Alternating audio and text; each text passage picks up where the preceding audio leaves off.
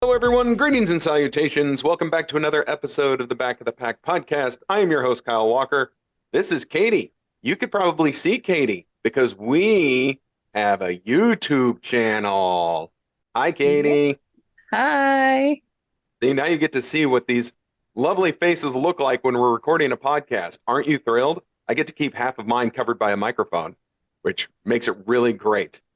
So if you did Yeah. not see the what would we call it? Announcement. If you didn't see the announcement that we had late last week or over the weekend, we now officially have a YouTube channel. We had a lot of people ask if we were on YouTube, and we'd have to say no, no, no. Well, we have finally fixed that problem. We have a YouTube channel. We are trying to get all the old episodes onto the new platform. However, it is slow going. We're trying to tweak some things as we're going along. And then there's just a process of taking all the old audio and converting it over to YouTube. So to all of our YouTube subscribers, all three of us right now, we're going to get them out there eventually. Now, if you hear this out in podcast land and you didn't see the announcement, now you know you need to get over to YouTube, slam that subscribe button, and that way you will see all of our videos as they come out. You can see the announcement that we made. You can see the video when everyone's saying happy birthday to the podcast back in March. And then you can also see a deliriously tired me trying to record something driving home from the Hospital Hill Half Marathon. You never know what you're going to see on this YouTube channel. We're going to have all sorts of fun with it. Isn't that right, Katy? So much fun. So There we much go. fun. Can I tell them about the little surprise Yes. board? This is all you. Fire away. Okay, cool. Okay. So it's a little bit more slow going than we had anticipated because guess what? We are going to do Cartoon Kyle for the videos from the past. So I went ahead. Oh, apparently there's a severe national weather alert. Just FYI, if you heard that little noise. Okay. Good times. Okay. Anyway, yeah, YouTube. Um, so I decided after loading two of them up with just our lovely logo as something for people to look at while they're listening to us. Heck, why not add that adorable little cartoon Kyle? So I decided to add a little bit more work to my workload. Sure. You didn't have enough to do as it was, so now you get more. But I think that our listeners / viewers are totally worth it. Absolutely. And we better grow that viewership number now that we've gone through all this trouble of putting a YouTube channel together just for you good people. Guilt trip, guilt trip, guilt trip. Yeah, so go subscribe. So, all right. Well, it's funny that you mentioned the national weather emergency. I don't know what is happening today. My little weather alert radio has not gone off yet, but I can tell you what happened yesterday. Yesterday was the 50th running of the Hospital Hill Half Marathon and 5K and 10K. They did all the distances, and there was really only one word to describe it, and that was hot. The weather emergency yesterday should have been heat. Hey, maybe that's what it is. Maybe it's an excessive heat warning, and they just brought it to you a day late. What do you Maybe. think? Yeah, sure. We're going to go with Possibly. that. We'll go with that. Sure. So Hospital Hill, this race has been around clearly for 50 years. This 50th anniversary, this was the biggest race I've ever seen Hospital Hill have. Now, I was there at the 40th year. I have done 7 or 8, I think, total Hospital Hill half marathons. This was easily the biggest crowd that I've ever seen. The entire Kansas City area and surrounding areas and anyone who felt like traveling, they showed up big time for this race.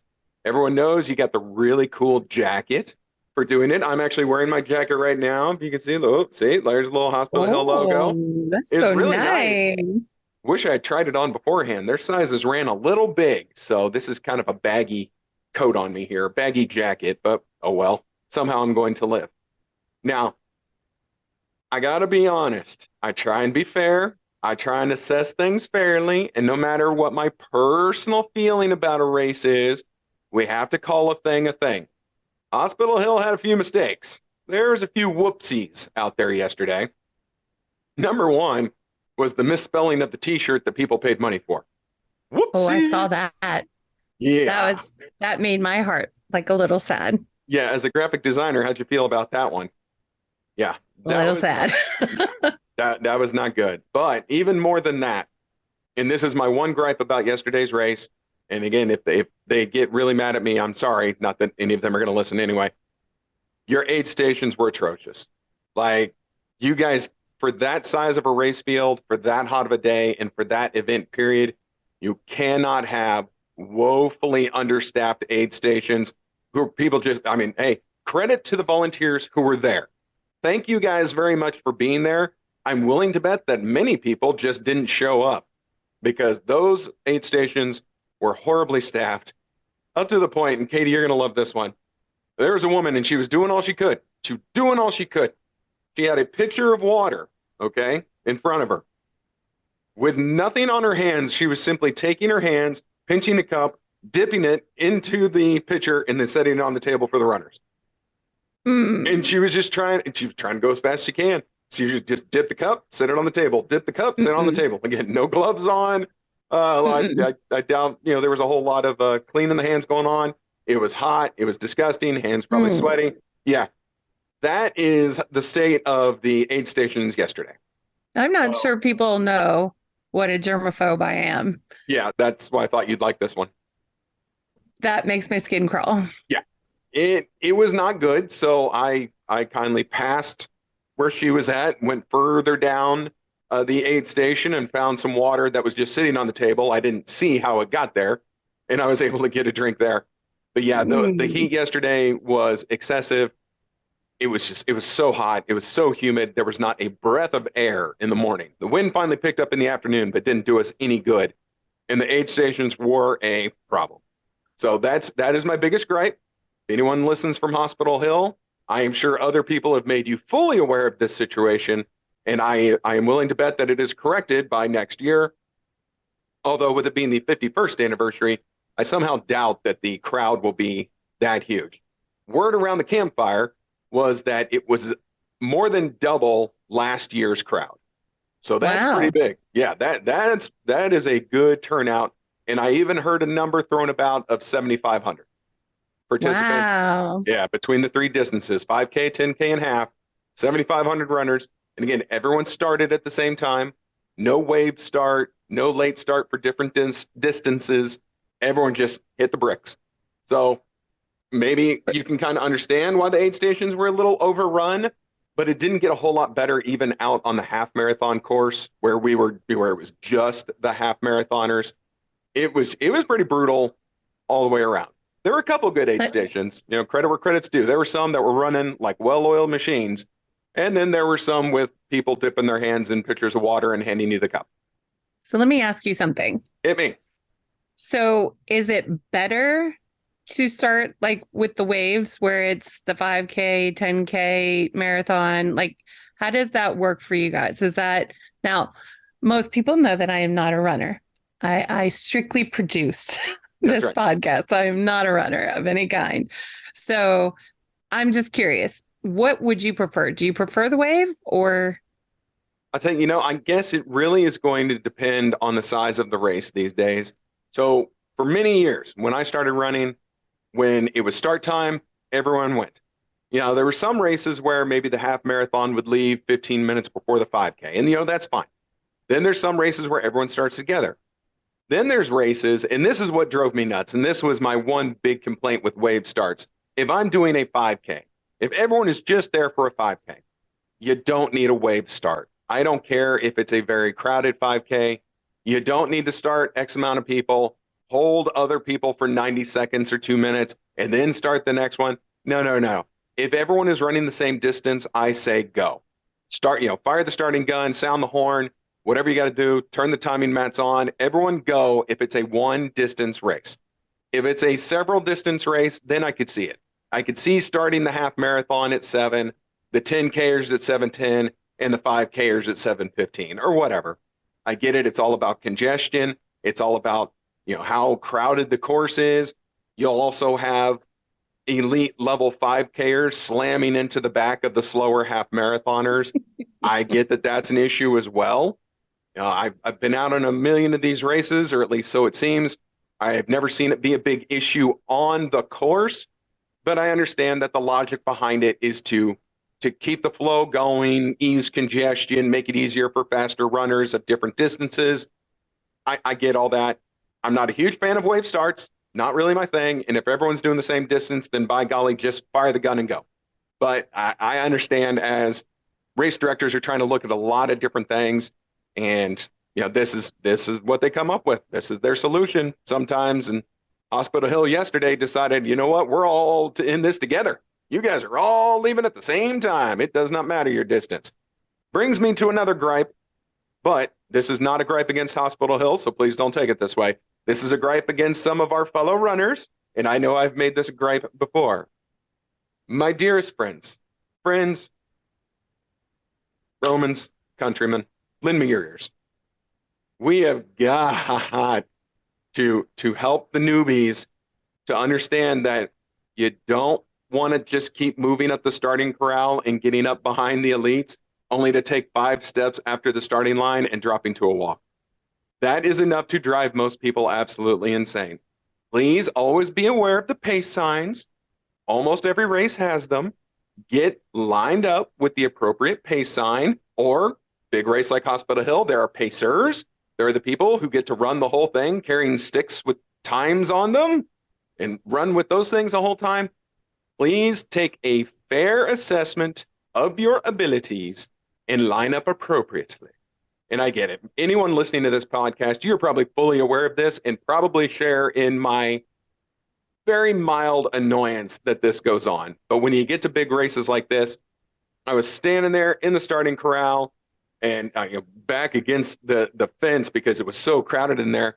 And shoving in front of me are people. And look, I'm not shaming anyone. We all come in different shapes and sizes. But they were just plowing in front. And I mean, you can just kind of tell these people didn't know what they were doing. They had no idea what their level of ability to run Hospital Hill was.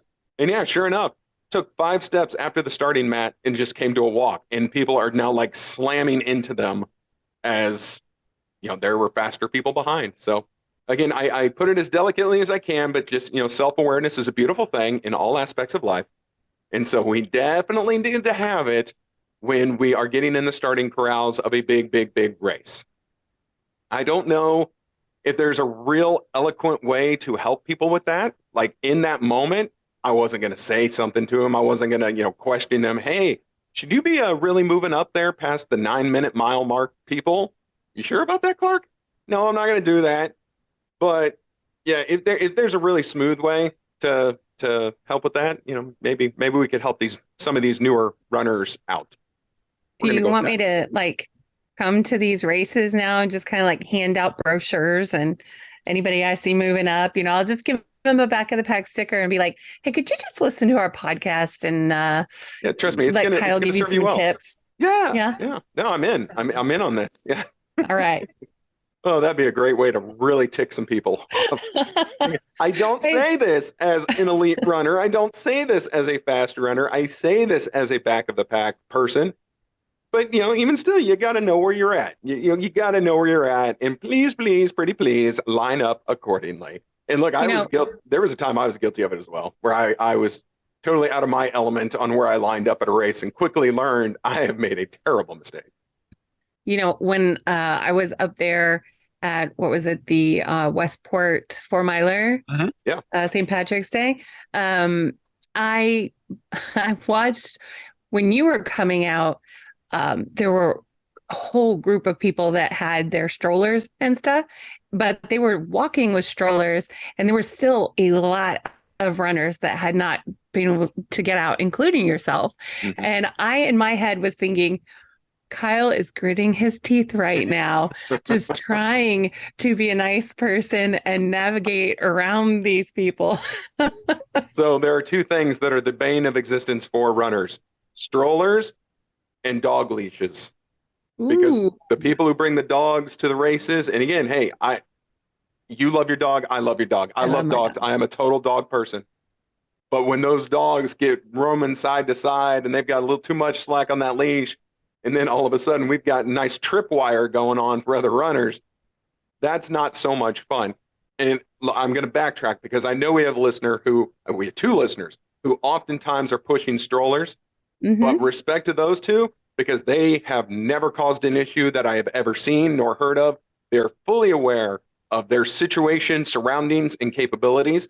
So to our at least two regular runners with strollers, again, this is not directed at you, you two, and you know who you are. You guys are awesome and you do it right. And I thank you for it. I know exactly the group you're talking about at the Westport St. Patrick's Day 4-miler. I saw them as well. And yes, gritting my teeth is probably the right way to put it. Yeah, anybody can see it because it's on our YouTube channel. Oh, hey, that's right. You took a video of the starting line. We have the YouTube channel. So I did, and you guys can see it. I even marked the timestamp where you came by because you were all goobery and like doing your little thumbs up thing. And I don't know why my thumbs up makes me goobery. I think it's awesome. No. It's That totally doesn't make you thing. goobery. You are just goobery. It's our thing now, Katie. Jeez. That's right. Now you have to make Cartoon Kyle and all of our old videos just sit there with his thumbs up. Whatever, Kyle. There it is. There's a little sneak peek to our next t-shirt idea, the Whatever Kyle t-shirt. Whatever, Kyle. Yep. Brought to you by producer Katy and Ambassador Alex, who both coined that expression a while ago. So anyway, all right, where else do we go with Hospital Hill? Again, hot. Did I mention it was hot? It was really hot. A little bit. Little bit. Super hot. And again, I'm not ragging on Hospital Hill. I've been over the aid stations. That's done. I will give a lot of credit to their finish line staff and the first responders who were there. We could just see up and down. They were going from the from the finish line to the first aid tent, just constantly wheelchairs in motion, getting runners who had dropped after they've crossed the finish line to the first aid tent to get them probably some IV hydration to cool them off because it was getting really nasty out there. But a lot of runners dropped on that course and at that finish line. Again, I have heard no word of any serious injury, just fatigue and dehydration. First responders, all the staff at Hospital Hill who were working that finish line area, great job out of you guys. Sounds like you took care of everyone. So that's huge. And thank you guys very much for watching all the runners who were just out on a nasty day. But now we're going to kind of get into a little bit of the crux of the show here. Our one little message for the day, although I know we're already like firing through our time here. I saw something really cool as I was doing the Hospital Hill Half Marathon. I'm running along. I stayed as long as I could with the 2:40 pace groups, 2 hours and 40 minutes. And I was hanging with them pretty tough. About 2 miles left in the race. It was ungodly. There was nowhere to run, nowhere to hide from that sun. The shade was few and far between. The aid stations had been addressed. And even then, you were getting water that was, getting hot. Maybe it'd been sitting there for a while. It was gross. But I saw the coolest things. All the runners kind of around me and, a little before me, a little after me and around me, everyone kind of stopped worrying about time. They really stopped caring about, just busting ass to that finish line, earmuffs, kids. And everyone just started looking out for each other. Like every time people are passing each other, they're checking on each other. Hey, are you okay? Is everyone all right? You feeling good? You looking good? All right, no problems. Everyone's all right. Yep, you good? I'm good. All right. And then people would kind of continue on. It was really cool how I saw just a whole group of runners, again, all aspects of life, all different backgrounds, checking on each other.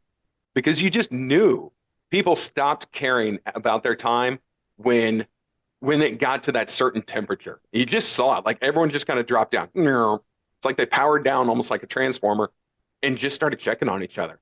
And then it was just, maybe a light jog here, a quick walk there. People still wanted to finish the race. But the kindness that people showed towards the end of that race was really awesome. It was really cool to just kind of be around it and experience. Again, I was at least 10 minutes slower this week than I was at last week's half marathon. So I was definitely more towards the back. But it was great that people were looking out for each other. And it just kind of got me thinking, I think runners are great people. Like everyone really looks out for each other. The whole group that I kind of have been adopted into that hang out after the races is really wonderful. It's all very supportive people. But I just kind of wanted to really see what I could find out there in the world of, kindness and runners, because I really think runners are ultimately kind, supportive people, and they really are. And everyone's probably got 11 billion examples as to other runners who were kind to them. But here is just a list that I found. How many? 11 billion. 11 billion. Okay. Give, I just give wanted or, to make sure. give or take one or two. Okay. Yeah, but here's a list of just acts of kindness that you can show to other people as runners, to other runners, to people maybe who are watching along the course, to the volunteers. So I thought this is a neat list. It's from a website called runforgood.com. So already you know it's going to be probably positive and uplifting. But here we go. Slightly appropriate. Mhm. Yeah, you think, right? So Slightly number appropriate. one, check in on a running friend who's training for a big race and see how their training is going. That's cool. A lot of people did that to me for me when I was working on Boston. Should probably be better about doing that for other people. But if you've got a friend who's training for a big race, or maybe their big fall race, like let's say our buddy Eddie, who's been in a lot of the races, he's got Grandma's Marathon coming up in 2 weeks now. You know what? Make sure Eddie's doing all right and that his training is good, because he told me he is going to try and Boston qualify at Grandma's. So if you know Eddie, check in on him. Make sure he's looking good and feeling strong. Number two, offer to give directions to that runner in the park who looks lost. That one just kind of cracks me up, because if you haven't done a race and felt lost at one point in time, then you probably haven't done that many races, because whether the course isn't marked correctly, or there's enough distance between you and someone else, like you don't know where they turned, there are times you can definitely feel lost either in a race or definitely on a training run. Number three, this is for the spectators of the world. Pass out paper towels during a race. Many runners will be grateful to be able to wipe their sweat or blow their nose. And after yesterday's race, that is correct. I'm glad I had a sweatband on, much like I'm wearing currently, much like Cartoon Kyle will wear when he does this episode. There's still, when it gets hot enough, my sweatband, the water was just soaked through. It was still running down into my face. So yeah, if you're handing out paper towels, you are one of the unsung heroes of a race. Number four, smile and say hello to other runners or fitness walkers when you pass them. Give them a compliment, such as looking good today. Now, I would be careful with that one. You never know how people are going to take things. How about a good job, or, yay runner? That will all work. Better. Mm-hmm. There we go.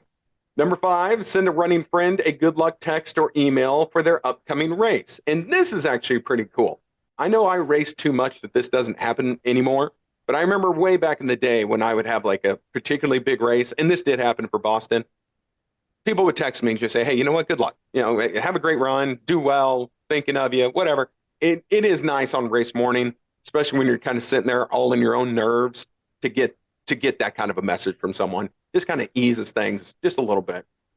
Number six, give out ice pops to runners during a very hot race, or hand warmers during a frigid one. They'll be incredibly grateful. That's nice. Yep. Speaking on this, and Katy, back when, well, not back when, I mean, still could happen. Maybe we'll make it happen this year. But I do work, and so does Katy, with a veterans charity organization called Team Fidelis. There were definitely years we would go to the 4 and the 4th 4-miler and bring a huge, I don't know if it was a Yeti cooler, igloo cooler full of freeze pops, and give them out after the race. Again, it's 4th of July, so it's 11 billion degrees. And so, yes, people were incredibly grateful when we with Team Fidelis would give out frozen pops at the finish line. Yeah. Number 7, thank charity runners in a race for raising money and awareness for a good cause. So that is actually not something I would normally think of, but I think that's a great one. Like, again, I harken back to Boston. I was a charity runner. And see, I think of the right way to put this.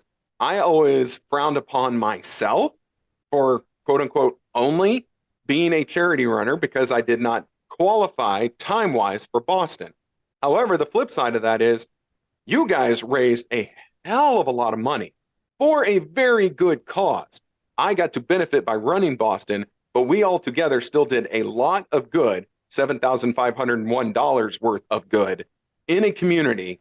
And so, yeah, if you know of a charity runner, or you know what, here, I will thank all the other Boston Athletic Association charity runners, a lot of who I got to meet and I think are wonderful people. Thank you for raising that money and for helping such a great cause. Number 8, cheer for random strangers at a race, not just those you know running it. Make funny spectator signs so runners will get a laugh as they pass you. Always a great idea. Crowd support, which we've talked about a lot on this podcast before. Crowd support is huge. Yes, the more the crowd is amped up or the funnier their signs or just anything to distract you is great. It is absolutely wonderful. There's also, and I hate to keep harping on this whole like YouTube thing, but No, harp there's away. also another video of you doing your little dance as people were coming across the line Yeah. so what was that, the Garmin Kansas City Yeah, that Marathon was this at the last Garmin year. Kansas City Marathon in October. But yes, I was out there doing my little cowbell dance, I guess. I don't know what I Yep, we was were doing. all out there. We were all Yep, out there with our cowbells and that's our right. signs and But getting trying. people across the finish line.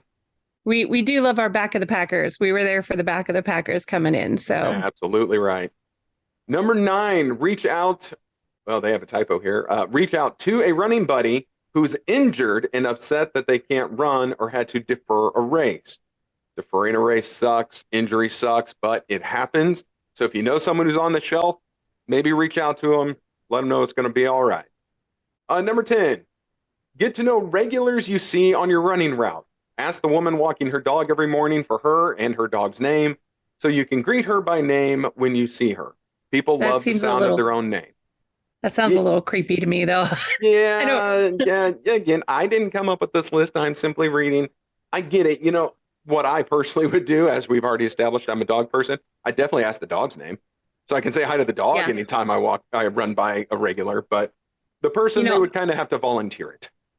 I would kind of almost say that giving them more of a wide berth would be more nice because to Yes. me, security as a woman, and we've talked about this on previous, well, you talked about this. I feel a great sense of we in There is a this thing, great sense but of we. you talked about, women's safety Yes. several times, several shows.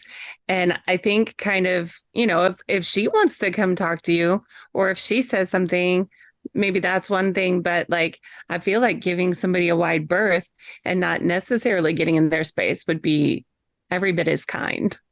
And I actually agree with that. I agree with the wide berth more than asking a person or their dog, either their name. And if the dog tells you the lady's name, then that's a different issue altogether. That's a pretty But cool dog.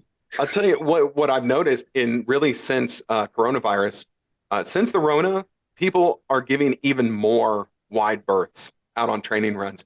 If I am on a Mhm. standard sidewalk, normal size sidewalk, it used to be before the Rona, you could pass, shoulder to shoulder, on each other's left, and that was no big deal. Now, if another runner is coming, we both exit the sidewalk, go into the grass to make a larger gap between us, and this has kind of become the regular. Like this is the normal now. And so, yeah, that is really something that harkens back to the pandemic and is still a thing today. Now, throw it out the window when we're in the starting corral of a race. We're all still packed in like sardines. But on your training run, I'll Yeah. bet there's a lot of people, if you think about it, you are giving each other more room when you're passing another runner or, going against the flow or, oncoming traffic, whatever you want to call it. So number 11, and this one's big. This is actually a really big one, and I'm going to break it down here in a second. Congratulate running friends when they post a status or a photo about their running progress on social media. This used to be a huge thing, and then it dropped off.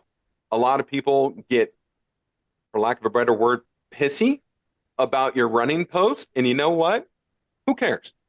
If you are proud of your run, if you are proud of your race, I expect a selfie of you with your medal or with your new t-shirt or at the finish line, and I want it out on social media.